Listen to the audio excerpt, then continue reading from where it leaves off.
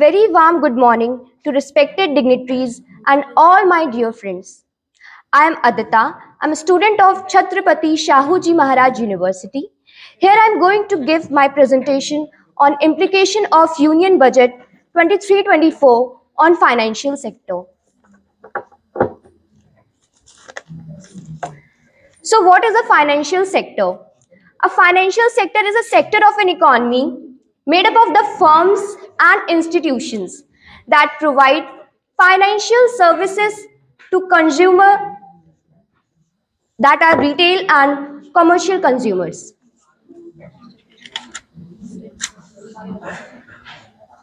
Now we are going to understand that how in an economy government earns and government spends its money.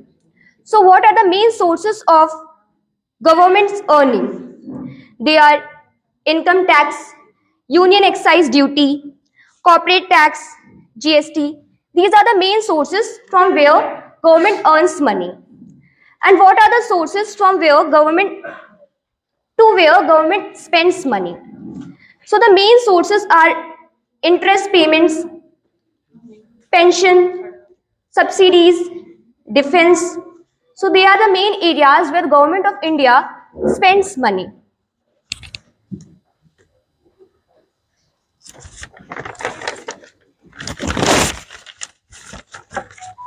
Now we are going to understand that how Union Budget 23-24 have impact on taxpayers.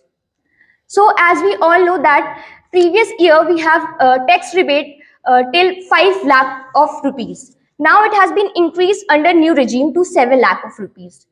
There is a standard deduction of 50,000 in the new tax regime, whereas there is no deductible claim under new tax regime. There are only 3 criteria where we can claim our deductible claims under the new tax regime. Whereas for the super rich taxpayers who earn above 6 crore of rupees, they will get a reduction in surcharges.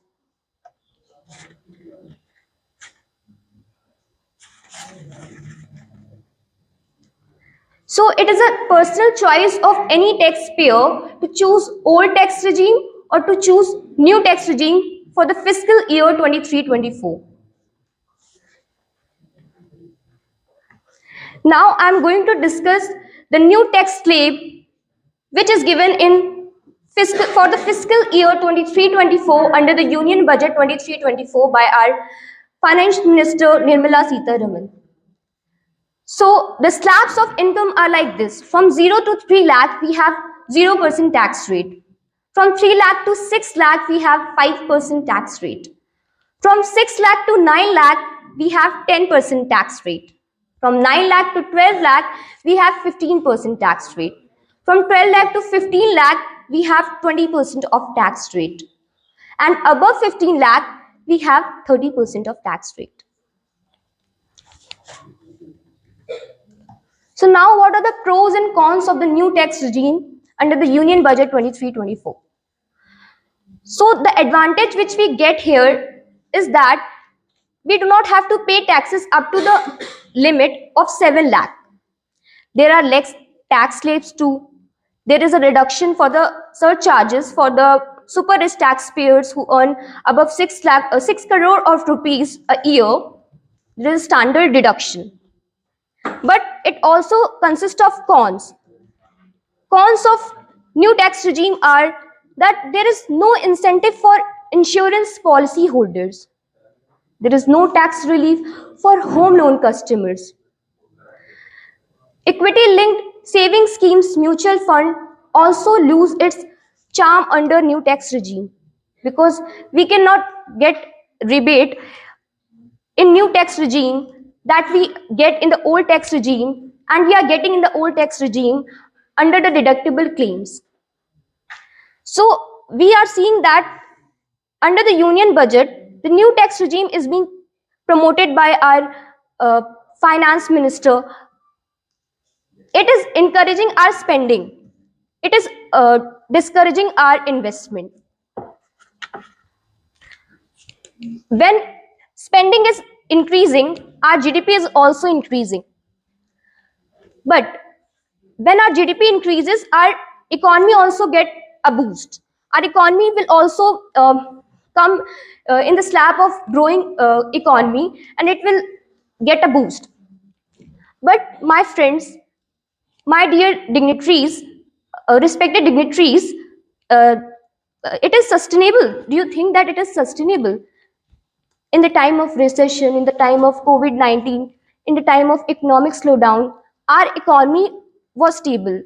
It was because of our habit of saving.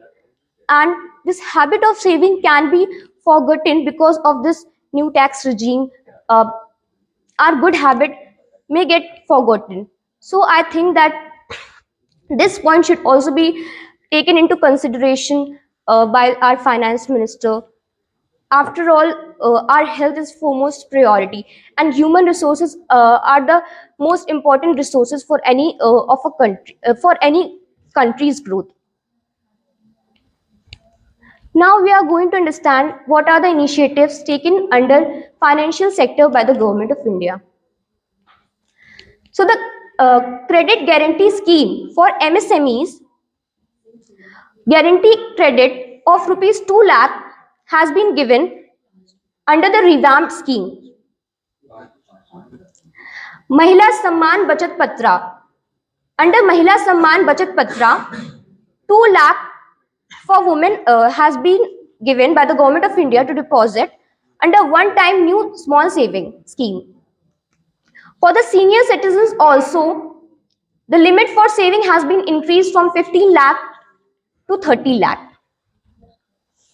So these were the key areas, the key initiatives taken by government of India under financial sector. Now we are going to understand deficit statistics.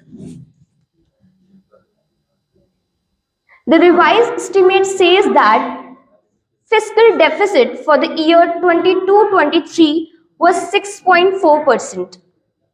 And now our government is planning to do it to 5.9%. As we all know that deficit, the more or less deficit will be, it will be good for our economy as it is a negative indicator. So we are planning to reduce it in this new budget 23-24. It is a good point.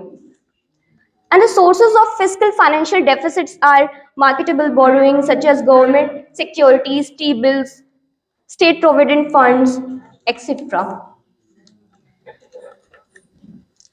Now we will try to understand this deficit trend. According to the Act FRBM, Fiscal Responsibility Budgeting Management Act, fiscal deficit should not exceed 3% of our GDP. So it was given in 2013, and the statistics are from 2013 to 23-24. So as we can see that in the starting we have 4.5% of fiscal deficit. Then it was decreased to 4.1%, and we can see that it get a boost in 2021 when we have COVID-19 pandemic, and now our government of India is planning to reduce it to 5.9% in the year 23-24. In the second graph, we can see sources of deficit financing. So they are also decreasing as the deficit is being decreased in the budget and in the fiscal years also. We can see that in the year 21-22 we have 6.7% of the deficit. Then it has been decreased to 6.4% in the year 22-23. So it is also decreasing as deficit is decreasing. The source of deficit financing is also decreasing. It is a positive measure.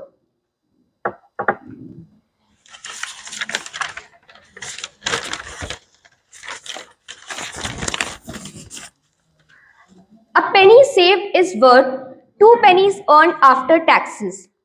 Randy Thurman. Before everything, for example, tax saving, comes our health. There is a famous quote by Padma Bhushan Kamlesh D. Patel. स्वस्थ शरीर में ही स्वस्थ मस्तिष्क का विकास होता है. So we should save money for our rainy days. Thank you so much for giving me the opportunity to present my opinion and thought. Thank you so much.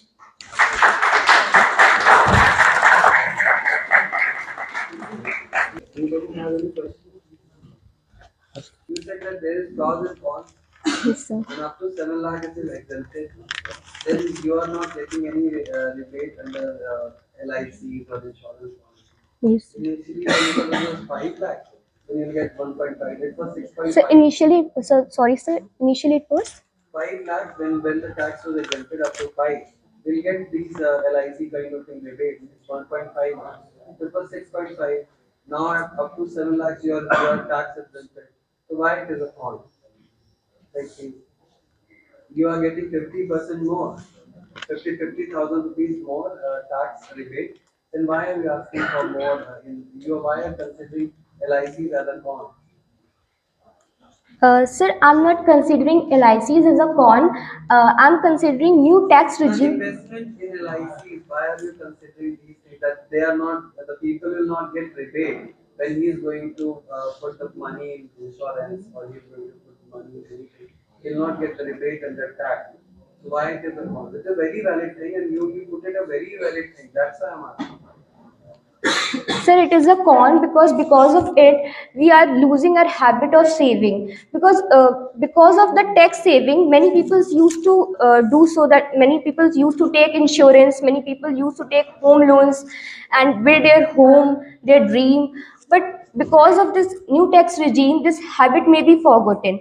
So because of that reason, I considered that it is a con that under new tax regime there is no incentives for the insurance policy holders that they will not get rebate.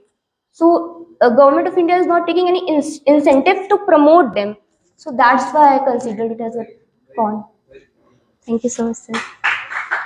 Okay, Abhita, one more thing.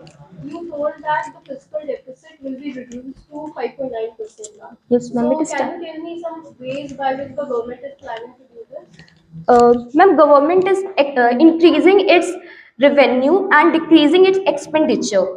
And by this, government is planning to decrease fiscal deficit. As fiscal deficit is itself total revenue minus total expenditure except borrowings. So, government of India is planning to increase its revenue and decrease its expenditure. As we can see that government of India in this Union Budget 23-24 has taken many initiatives to promote enterprises, small scale enterprises from which uh, business can increase and employment can increase. Revenue that the government is planning. You told that the taxes have been cut short. So, that will reduce the revenue, no? So, can you tell me what happened in the budget 2023 that will increase the revenue? Ma'am, I've told of enterprises that various initiatives has been taken by government of India to increase small scale enterprises. Uh, in 1 minute, ma'am. Okay. Thank you.